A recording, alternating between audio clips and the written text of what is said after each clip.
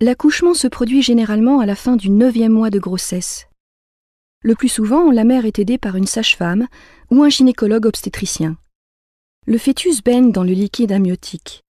Il est relié au placenta par le cordon ombilical. Sa position indique qu'il est prêt à naître. Sa tête est en bas, dans le bassin de sa mère. L'accouchement commence par la période de travail. Elle se caractérise par des contractions involontaires du muscle de la paroi de l'utérus, le myomètre. Au début, les contractions se produisent toutes les 10 minutes environ. Elles sont assez courtes.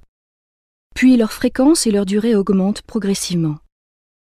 Le fœtus est poussé du fond de l'utérus vers le col de l'utérus. Sa tête appuie sur le col. Il se produit alors ce que l'on appelle l'effacement du col de l'utérus. La tête du fœtus avance encore un peu et c'est la dilatation du col de l'utérus. Son diamètre d'ouverture est alors d'environ 10 cm. C'est généralement à ce moment que se produit la rupture de la poche des os. Le liquide amniotique s'écoule.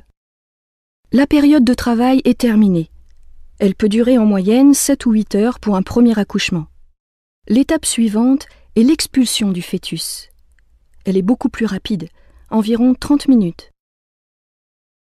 Les contractions ont lieu maintenant toutes les 2 minutes. Elles ont une durée d'1 minute et sont très intenses.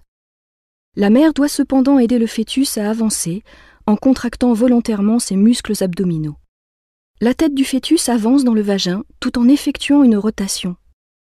Elle commence à sortir en se redressant vers le haut.